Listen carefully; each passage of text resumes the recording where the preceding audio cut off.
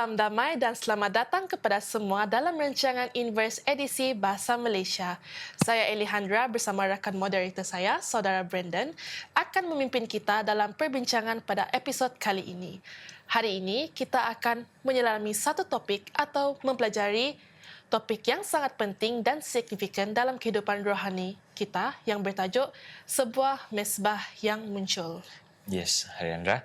Jadi, kisah ini akan mengajar kita bukan untuk memahami sejarah dan simbol mesbah di dalam Alkitab. Ia juga akan membawa kita memahami bagaimana mesbah itu harus diterapkan di dalam kehidupan kita pada hari ini.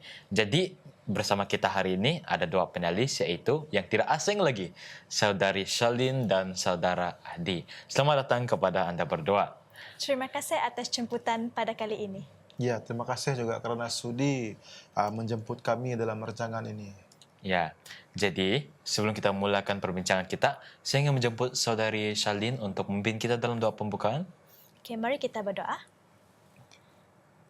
Bapa kami yang di kerajaan syurga, kami bersyukur kerana Engkau telah memberikan kami waktu dan ruang untuk merenungkan firman-Mu. Pimpinlah kami melalui Roh Kudus-Mu agar kami dapat memahami betapa pentingnya membina mesbah dalam hidup kami dan menjadi mesbah yang hidup untuk-Mu. Berfirmanlah, ya Tuhan, kami sedia mendengar. Dalam nama Yesus kami berdoa. Amin. Amin. Amin. Terima kasih Saudari Shalin atas doa yang sangat indah itu tadi.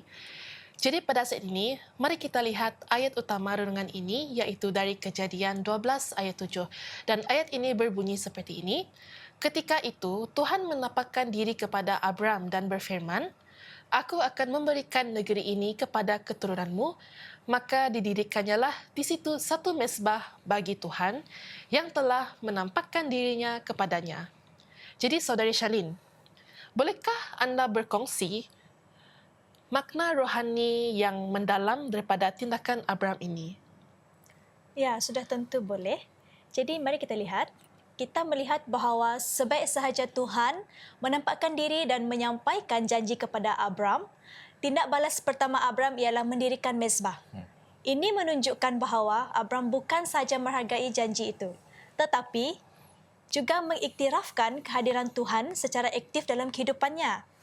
Mezbah di sini adalah satu simbol penghormatan, penyembahan dan peringatan bahawa Tuhan telah hadir, berfirman dan memberi janji. Dalam konteks kita pada hari ini, ia mengingatkan kita bahawa setiap kali Tuhan berbicara atau menyatakan kehendaknya dalam hidup kita, kita perlu memberi respon dan membina ruang rohaninya. Okey. Sangat menarik pandangan Saudara Shalin sebentar tadi. Jadi, baiklah adik. Dalam budaya moden kita pada hari ini, kita mungkin tidak membina mesbah secara fizikal, tetapi apakah bentuk mesbah rohani yang anda lihat penting dalam kehidupan seorang Kristian pada hari ini? Terima kasih Brandon.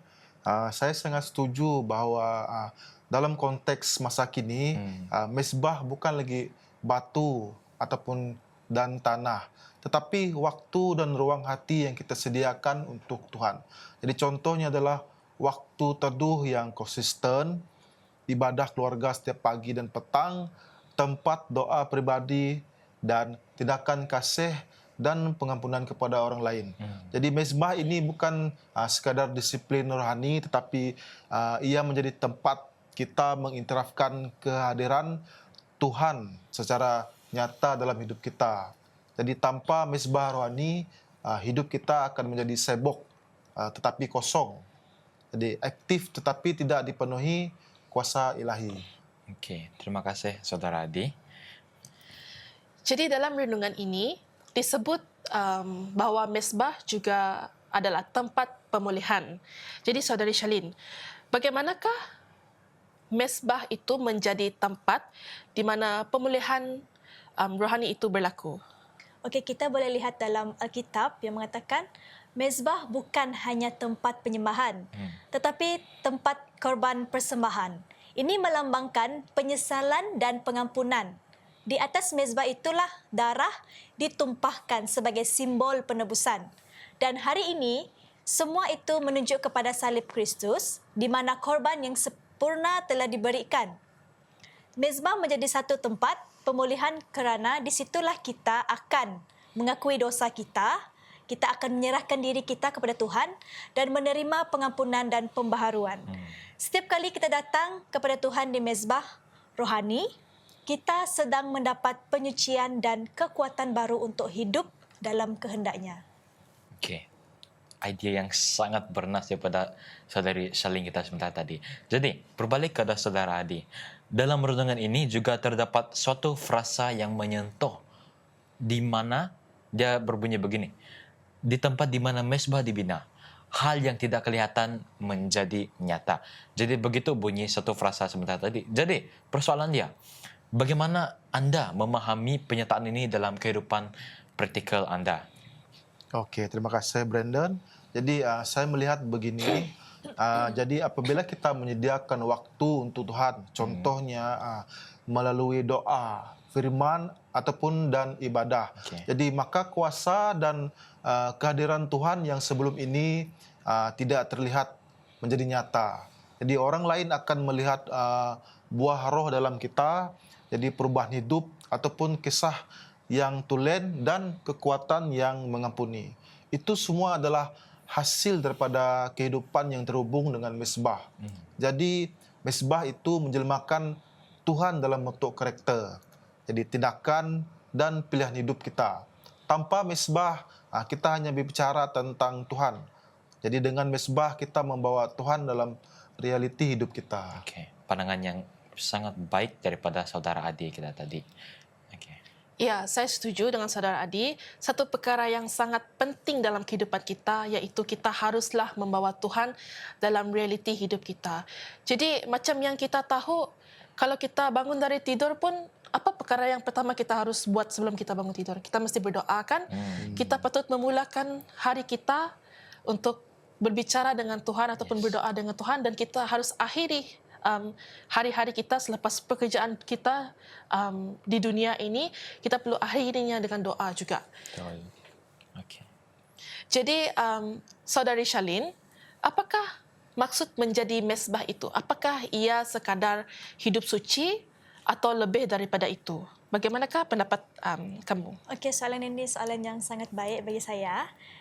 Jadi, menjadi mezbah bermaksud kita akan menjadi tempat di mana orang lain dapat melihat dan mengalami Tuhan.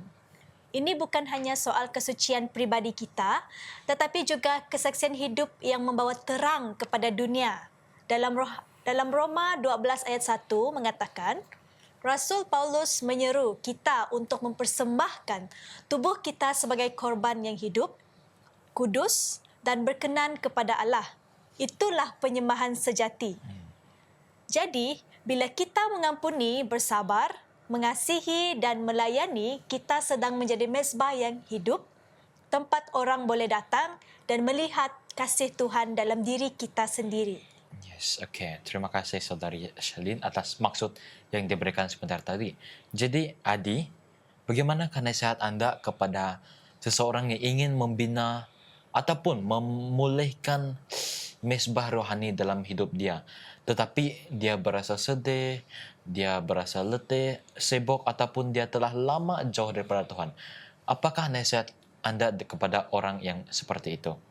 Okey, jadi saya mau katakan ini, Tuhan tidak pernah menjauh daripada anda, melainkan mungkin anda yang jauh lah. Yeah. Tetapi dia sentiasa dekat. Jadi kita gunakan langkah kecil untuk kita mendekat dengan pada Tuhan, iaitu tetapkan satu waktu setiap hari untuk Tuhan, walaupun hanya 10 minit.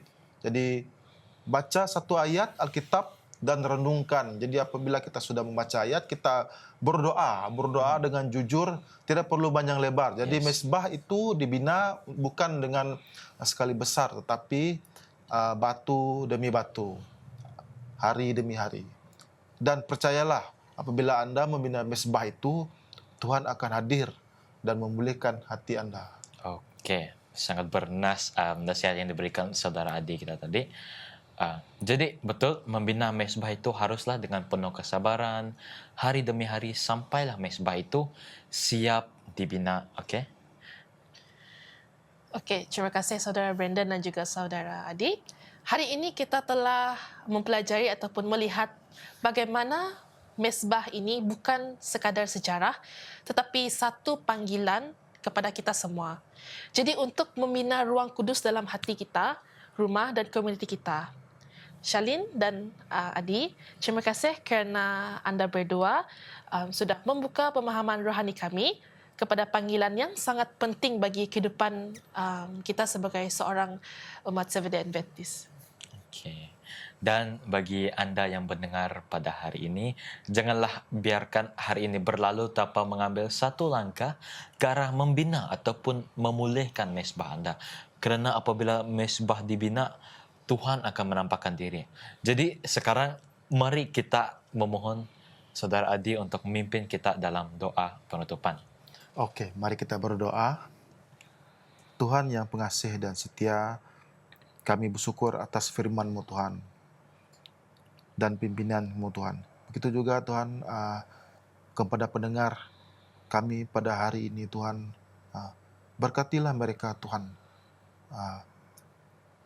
supaya dapat membina mezbah-Mu di dalam hidup kami Tuhan. Begitu juga Tuhan, pimpinkan kami di dalam harian-harian kami supaya kami bertumbuh di dalam iman kami Tuhan.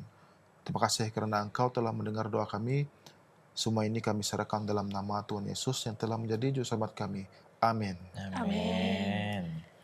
Amin. Terima kasih kepada saudari Shalin dan juga saudara Adi. Dan terima kasih kepada semua yang menyertai kami dalam Inverse hari ini. Jangan lupa untuk terus setia membina mesbah anda kerana di situlah Tuhan akan hadir dan memulihkan hidup anda. Okey, dan kami akan kembali lagi dengan lebih banyak perkongsian, lebih banyak kebenaran dan lebih banyak kasih.